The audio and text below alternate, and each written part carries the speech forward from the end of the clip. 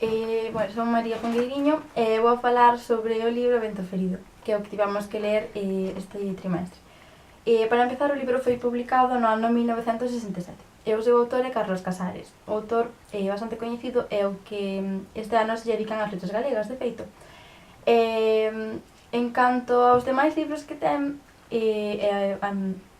bueno, a conexión ou a,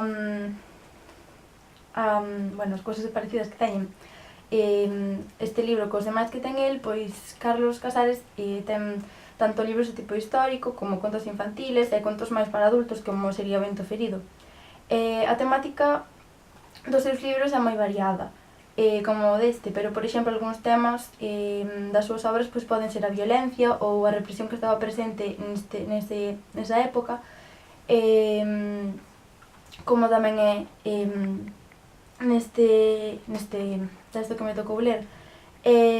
Bueno, o que me tocou a min é A Tronada, e agora vou non ler. Saíu á porta e mirou para o ceo. Estaba azul. Alguén lle preguntou desde dentro: "Que tal fai?" "Aínda non se ven nubes", respondeu. Pero el estaba seguro. Tiña que vir. Doíalle unha perna e sentía como un niño de vésperas no corazón. "Vas quedar mal." Meteuse dentro e pensou: "Non vou quedar mal, non." Sentou nun banco e pediu outro vaso. As moscas facían un ruído como de rezos. El lembraba unha tronada do ano 40. Non se colleitara nin para a semente. Fora tamén por ese tempo, e viñera igual. Unha dor na perna esquerda e nin cacho de nubes. O ceo era azul como hoxe. Despois foronse xuntando uns nubarróns negros por riba do pico do mediodía, ata que comezou aquel ruído xordo todo seguido, que durou deica a noite ben entrada. Marchara con todo. O taberneiro dixo: "Virá con pedra, virá." Non con viña. Non tiña ganas de falar. Agora doílle tamén a cabeza. Dentro de 2 ou 3 horas, sabía o ben, doeríalle a caluga. Entón non lle quedaría máis remedio que se tirar debaixo do alpendre, sobre da herba, e se emborcallar como un can adoecido, e aguantar así toda a noite, sen pechar ollo, para amencer a mañá seguinte coas pálpebras hinchadas e a fronte adormecida. Ás 2:30 tocaron as campás, e non pasou moito tempo sen que se oísen lonxe os primeiros tronos. A xente ía chegando á taberna, xuntábanse, miraban pola fiestra para fora, de cara á rúa, que seguía enchendo pouco a pouco, dunha luz cincenta. A terra cheiraba a queimado, ninguén falaba. Unha lustre iluminou aqueles rostros espaventados. Logo tremeceron as paredes. Aí está. As mulleres pecháronse na trastenda e queimaron loureiro. Caeu pedra durante toda a noite. Rachou tellas e cristais, matou paxaros. Cando escampou, saíron. El quedou só. Reventaban as sens. Suspiu e pensou: levou todo. Este ano as espigas estaban cheas. Nomeábanse co peso. Dixo para si: será o ano de fame. Soamente ficaría a palla tronzada, deitada sobre os ribos, embarullada. Na rúa bateu cos que viñan das mesas. Arrasou. Subiu as escaleiras sen ganas. Estaba canso. Pegou a fronte aos vidros da venta do seu cuarto e aliviouse un pouco. Cargou a escopeta e baixou.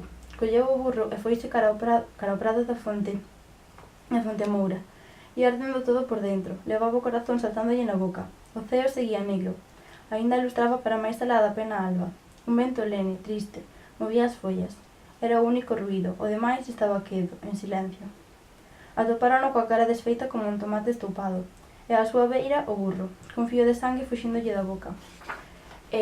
Bueno, hasta aquí o relato. Bueno, este relato, A Tronada, está narrado por un narrador omnisciente e en terceira persoa, é dicir, non forma parte do relato, aínda que polo medio intercalan diálogos de xente que vai falando. O espazo situámoslo pois nunha taberna, supostamente un pobo, ainda que non se di exactamente onde é, pero dentro dunha taberna na que está a xente protexéndose da tronada. O tempo pois podríase situar tamén alrededor do ano en que foi escrito o libro. Nese tempo da posguerra, vese tamén, bueno, nesta relación concreto non, pero en todo o libro vese pois a represión que era característica daqueles tempos. Bueno, pois o tempo sería ese, os anos posteriores á guerra, no que foi escrito o libro.